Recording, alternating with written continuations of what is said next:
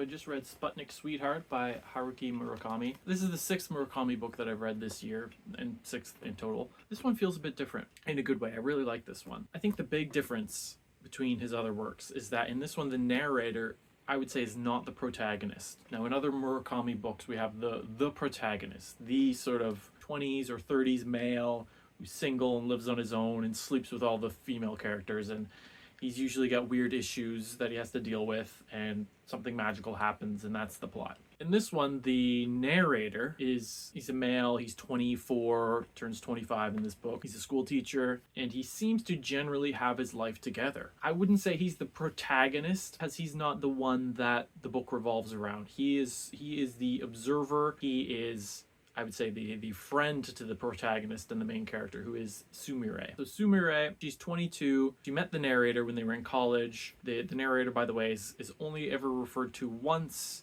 as K. So I guess we could call him K, or just the narrator. They met in college.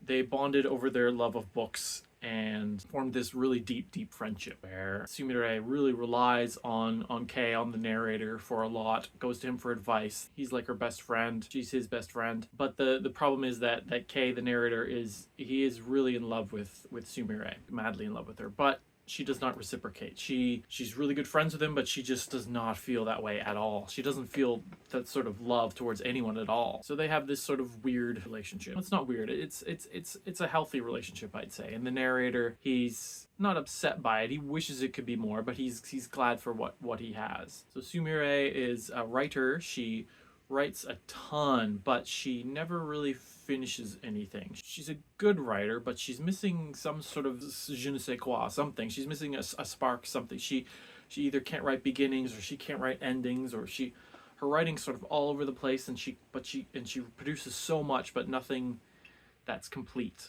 And the narrator explains to her using the metaphor of Chinese gates, where in China, to build gates to the city, they would go out to battlefields and collect all the bones of the dead and use the bones to build the gates. But that wasn't enough. They would also need to sacrifice, and they would slit the throat of a dog and let the dog's blood flow over the bones, and that would be the magical spark to sort of revitalize these bones and give the mystical quality to complete the gate. In this metaphor, the narrator is saying that Sumire, she has the bones, she has written a lot of stuff, but she needs that sort of that magical spark, that sacrifice of blood to sort of bring her fiction to life, and to connect it with herself and with her readers. It's sort of connect fiction with reality. She needs that extra something, and I think that's one of the pivotal points in this book. So those are two of our three main characters. The other main character is this girl, or this woman, Miyu. So Miyu she's Korean, but she's been raised in Japan. She speaks fluent Japanese. She's a businesswoman. She's 39, married, and our narrator recounts the story that Sumire tells him about the time they met. So Sumire meets Miyu at a wedding, and they start chatting, and she brings up Jack Kerouac's novels, and Miyu confuses the term Sputnik for beatnik, and so refers to Jack Kerouac as a Sputnik writer, and of course Sumire thinks that's really funny, so she sort of gives a nickname to Miyu, her Sputnik Sweetheart, she calls her. That's where the name of the novel comes from. And there's sort of a recurring theme throughout the novel of Sputnik, which was these two satellites, the very first artificial satellites that humanity put up in orbit. But also the word Sputnik is Russian for literally traveling companion, and that's sort of what Miyu and Sumire become, traveling companions. And it's at this wedding that Sumire falls in love with Miyu, utterly and completely. For the first time in her life, she's fallen in love. And I just want to read how the author describes this feeling. "I must be in love with this woman," Sumire realized with a start. "No mistake about it. Ice is cold, roses are red. I'm in love. And this love is about to carry me off somewhere. The current's too overpowering. I don't have any choice. It may very well be a special place, some place I've never been before. Danger may be lurking there, something that may end up wounding me deeply, fatally. I might end up losing everything, but there's no turning back. I can only go with the flow, even if it means I'll be burned up, gone forever." I think that was just a beautiful bit of prose that this girl, Sumire, even though she's only 22, just suddenly finds herself in love with this 39-year-old married woman, and it's not something she can control. It's not a choice she's made. It's just happened. And does this upset our narrator? He doesn't explicitly state so, but it would have to if the person you're in love with, who is your best friend, reveals that, you know, they're in love with someone else. In fact, the way she reveals it to the narrator is she calls him. She has a habit of calling him at like 3 or 4 in the morning, wakes him up, tells him that she's in love and she has to talk to him. And he says, but not with me. She says, no, not with you. He says, so we have to meet up so that you can tell me about someone you're in love with who's not me. She's like, yes, exactly. So it's not clear whether Sumire knows about Kei's feelings for her, but I mean, she would have to, right? So at this wedding where she's met this Miyu who she's fallen in love with, Miyu offers her a job as sort of a personal assistant secretary, and Sumire is like, you know, why are you offering me a job? I'm a very strange, weird person. She's a bit of a mess. Her apartment's kind of barren, and she doesn't cook or clean, and she wears mismatched clothes and old. She has like no sense of style and never wears makeup, and she's only focused on her writing. And so being offered a real job, she's kind of taken aback by, but of course she's in love with Miyu, so she goes along with it and accepts the job. And it's at this point that she sort of drifts away from the narrator, and not intentionally. She just doesn't have time to spend as much time with him and can't call him up at 3 in the morning and chat with him anymore because she is working a regular schedule. She also starts wearing nice clothes and a bit of makeup and sort of conforms to societal standards and becomes sort of a quote-unquote normal person. But she loses her, not ability to write, but her not even desire to write. She still wants to write, but she gets intense writer's block. She finds she can't write anymore. And this is explained a bit later in the book when it's revealed that when she describes her writing as her way of thinking, her way of understanding things, where normal people will think things over and come to a conclusion. She has to write it out. She has to gather up the words and lay them out in certain orders and see how everything flows together, and then having everything written down, she can come to a conclusion. That's how she thinks. And now when she's with Mio, she finds that she's no longer thinking. She's just sort of going with the flow. And is that a good thing? Is that a bad thing? But she's certainly changed. After all this setup, about halfway through the book, Sumire has told Kei that, hey, we're gonna meet, let's have dinner sometime. It's been a while. And he's like, great, I'm looking forward to it. But she sort of drops off the map and he doesn't hear from her. They never end up making these dinner plans. He kind of wonders where she went. Now, this book was published in 1999, but I believe it takes place in the 80s because this is very much a time before the internet, instant messaging, anything like that. But we do have computers, very early computers. Anyways, at one point, the narrator gets a package mailed from Rome, and it contains a letter from Sumire where she explains that she's gone on a business trip with Miyu to Europe. They've been traveling around Europe doing all kinds of import-export business and explaining that's why they haven't had dinner. But when she comes back, they'll have dinner. Again, weeks go by. He doesn't hear from her again until he suddenly gets a call at 2 in the morning, and he thinks, oh, well, it's Sumire. She's like, she always calls me 2 in the morning. But it's not. It's Miyu. She tells him, hey, something's happened to Sumire. I need you to come here. I'm in Greece, on this sort of random island in Greece, and he just gets up and goes, like no sort of question about it. He sort of has the money and he has the time off because he's got a week before school school year starts, which is really strange because as I'm reading this book, there's literally 1 week left in the summer break until school starts again. So it's sort of that weird coincidence when you're reading a book that takes place in the exact time that you're reading it. Anyways, so he gets on a plane and he goes to Greece, and he takes a ferry out to this small island where Miyu's staying, and just thinking like, how much of a good friend do you have to be, or how much do you have to love someone to just get on a plane and go halfway across the world for them? Like, I can think of 2 people that I would probably do that for. But yeah, the narrator, he just does it, no questions asked. And this isn't like I complain about other Murakami protagonists because they seem very passive. They go with the flow. Events sort of happen and push them and pull them in directions, and they go with it. But in this scenario, it doesn't feel like, oh, events have conspired that have led me to Greece. It feels like he's taking the action. He is the one responsible for getting himself to Greece. It's not the plot pulling him there. He feels way more active than other Murakami protagonists, narrators. So when he gets to Greece, Miyu explains to him that she's disappeared. Sumere's gone, just like smoke, poof, gone. She explains sort of the last few days that she's been with Sumere and what's happened and what they talked about and what they did. At one point, she describes a story that Sumere tells her about this cat in her backyard that was just like being a cat and then suddenly went berserk, freaked out, climbed up a tree like cats do, and stayed there. And she was worried about getting the cat down, but the next day the cat was just gone and they never saw the cat again. Seemed to have disappeared, vanished like smoke. And this is sort of what's happened to Sumere now. But Mio explains that, everything had been going well, but the night before she disappeared, Mio found Sumere in her bedroom, sort of collapsed in the corner. So Mio sort of took her to bed, tried to clean her up, tried to sort of bring her back to consciousness, and she slowly does. And coming to, Sumere says like, hey, I'm really scared. I'm sorry that this sort of thing happens, I guess.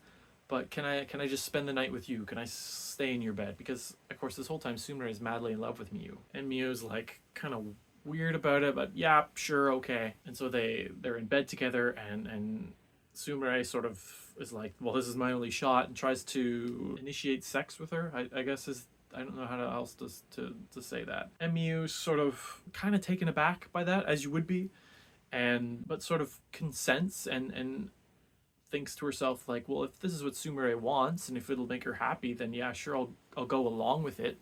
She's not into it. She doesn't have those feelings for Sumere. In fact, she doesn't have those feelings for anyone at all. It's revealed that Miu sort of lacks the ability to have sexual desire or romantic love, but she wants to sort of go along with it for Sumere's sake, because she's like, well, it's not really going to hurt me any. But her mind is saying that, but her body's still very rigid and cold and just can't give in to Sumere. And Sumere notices this and sort of pulls back and gets up and goes to her own room and says, don't worry about it, sorry about everything, I'll go sleep in my own bed. And then she disappears. So just a little more about Miu. So I said that she sort of lacked the ability to feel any physical love for Sumere. Earlier on in the novel, at the wedding when they met, Miu says this to Sumere: person here now isn't the real me. 14 years ago, I became half the person I used to be.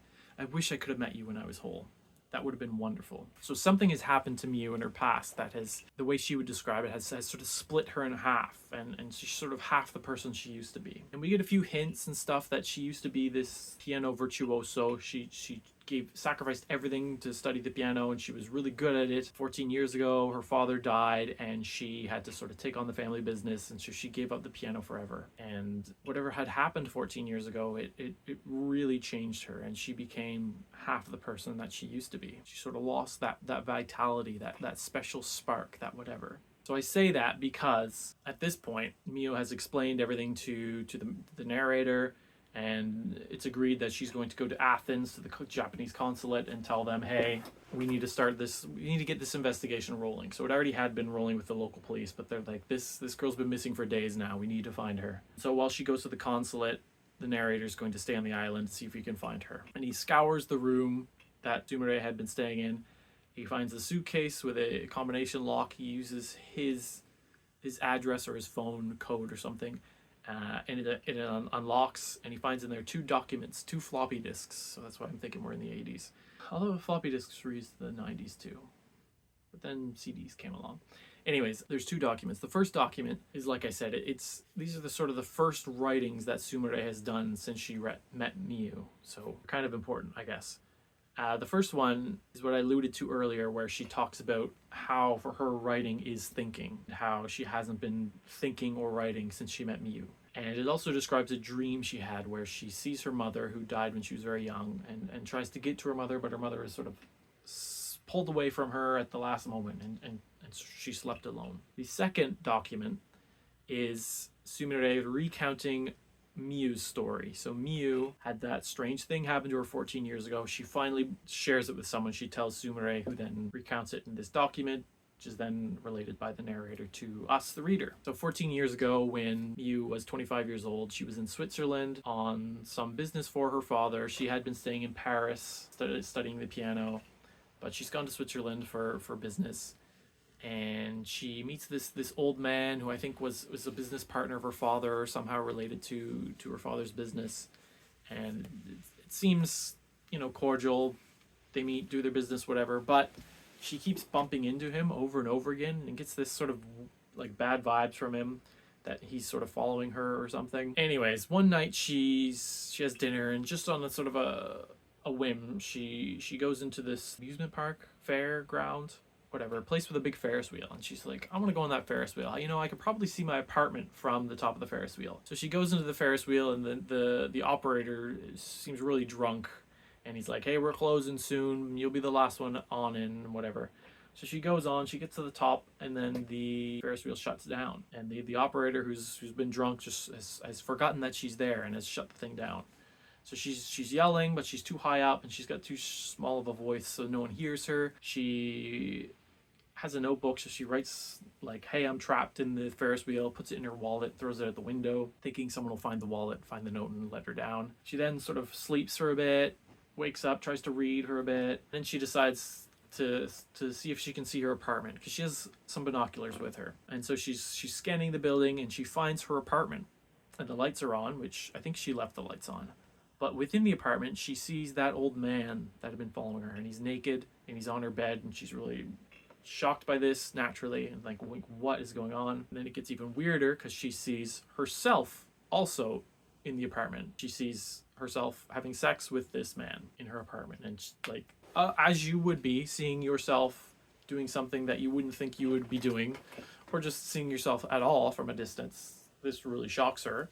And next thing she knows, she wakes up in a hospital bed, and it's explained that the following morning someone had found her wallet, found the note, and got her out of the Ferris wheel. But when they got her out of the Ferris wheel, she was really beaten and bruised and bloody, and which doesn't really grok with what she explained has happened. And also her hair has turned stark white, so which I guess is a real thing, that people who go through extremely stressful and shocking circumstances can have their hair turn white. And it's at this point that she feels that she has been split in two. Half of her has sort of gone to the other side, gone to another world, and has taken with her her hair color, her sexual desire, her sort of spark for life, her desire to play the piano, and stuff like that. My interpretation of this is that she was abused and probably raped in the Ferris wheel by the old man, and she sort of disassociated with that. And that's why she has this memory of seeing herself having sex with this man from a distance. She's sort of physically distancing herself from this event that is actually happening. And that's why she's sort of beaten, bruised, and bloodied. But that's just my opinion. So our narrator, he comes to the conclusion that if Miyu has been split in two, and half of her ability to love, among other things, has traveled to this other side, gone to another world, been split apart from the Miyu here, maybe that's what's happened to Sumire. Maybe she has, after trying to initiate some sort of connection, physical connection with Miyu, and being repulsed like she was, maybe she's tried to go to that other side and tried to find that other Miyu and see if she could love that one, or if that one would love her. And so sleeping in that bed, that same bed that Sumire had been sleeping in, he wakes up in the middle of the night hearing music, strange music. And so he gets out and starts walking up the hill to this music he's hearing, and he suddenly begins to sort of feel like he's losing himself, like he's becoming detached from his body. And so I sort of come to the conclusion that he is crossing over, he's going to that other side where Sumire presumably is, and where the other half of Miyu is, that sort of other world, whatever that looks like. But he doesn't want to go there, so he sort of reaches down, deep down into his consciousness, and holds on tight, and sort of just lets everything wash over him, and does not let it distract him, does not concentrate on it or focus on it at all. And eventually the feeling passes, and he comes to remaining in the sort of real world. And describes how he's in this sort of liminal space where he just sees darkness before him and has the pale light of the world behind him, and he decides to turn back and head back to that world. Eventually Miyu comes back to the island, and the narrator says, look, I'm not going to be of any help to you now. Like, it's been a week. I have to get back to Tokyo, school starting. She's like, yeah, fine. I'm so glad you came here. Thank you for your help. And then the next chapter starts with, in the end, we never found out what happened to Sumire. As Miyu put it, she vanished like smoke. And this being a Murakami novel, I feel like it could have ended there. He's the main character goes back to Tokyo, and he sort of reflects on his experiences with Sumire and regrets that she's gone and whatnot, and then it could have ended.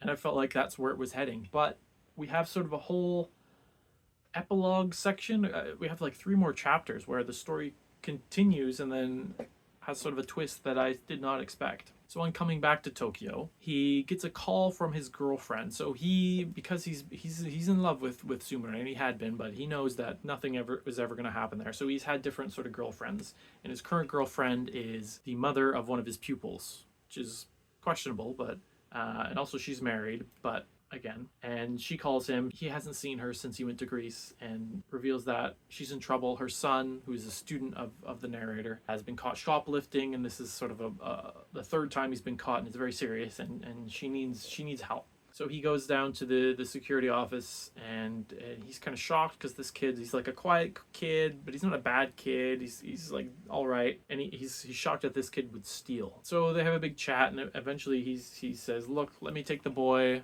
I'm going to chat with him for a bit, and then I'll take him home." So he sits down with the kid who's totally nonverbal, non-responsive, just blank stares.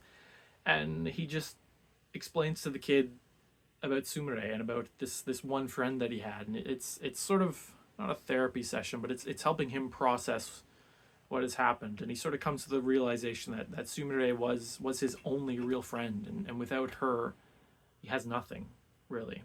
This sort of comes through to the kid. The kid sort of stirs a bit and seems to be coming out of this weird fugue. But anyways, he takes the kid home and breaks up with the kid's mom. And he says, like, look, we need to stop doing this. It's not right. And he feels like in doing that, he's sort of setting things right, and that will help the kid. So he thinks that it's not really helping the kid having his mother cheat on her husband, his father, with his teacher, obviously. And then months go by, and the character's just sort of extremely lonely. This is sort of the only time that I think the character, the narrator, is sort of has issues. Like he has a job, he loves his job. He describes teaching as every time he's teaching something new, he's sort of seeing it with fresh eyes, and yeah, so he sort of seems to love his job, but without having Sumire there, he realizes how lonely he is, and just this sort of sense of melancholy, which it's not like a deep depression that he does something drastic. He still goes to work and lives his life. And he describes one time where he's sitting in the back of a taxi, and he looks out the window and he sees Miyu,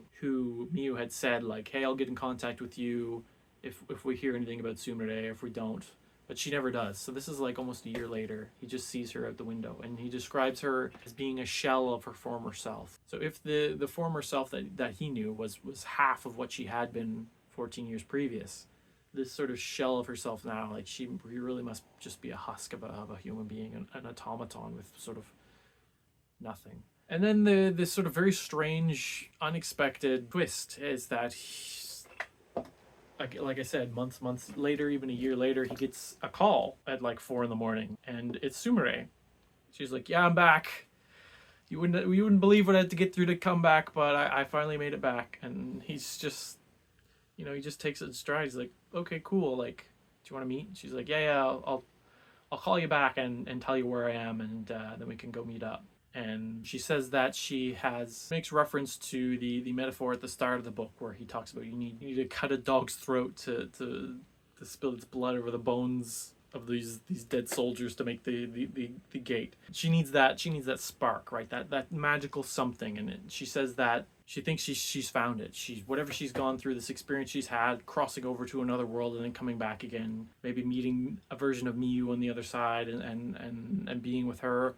Who knows? We have no idea, but she's found that something. So she has that sort of spark, and she seems like she's sort of back to her old self, but now with the experience and with the special something to be a writer and to continue writing. And so that's how it ends. And the final paragraph is the narrator looking at his own hands and saying how he doesn't see the blood there anymore. It must have washed away long ago. And whether that's a reference to the fact that he at some point managed to do that weird blood sacrifice and get that magical something to sort of give his life spark, and that happened a long time ago for him, or if his hands look clean because he's never actually done that and he's sort of just living a boring routine and he hasn't had that spark in his life.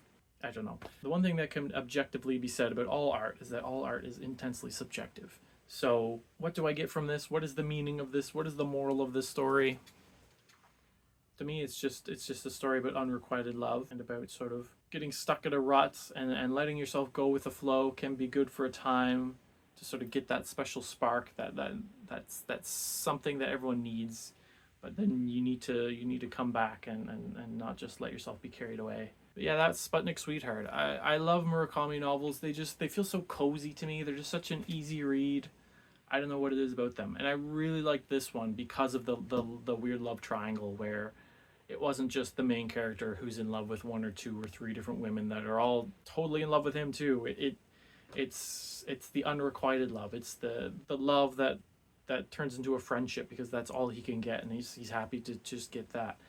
It's interesting because the narrator is not the protagonist. We have the narrator telling the story of this girl who's the protagonist, which, again, like I said, is very different from the other Murakami novels I read. Also, is very short. Like a 200-page novel, I think, is the perfect length for a story. You just sit down and read it in 2 or 3 days, just leisurely pace. So that was Sputnik Sweetheart by Haruki Murakami.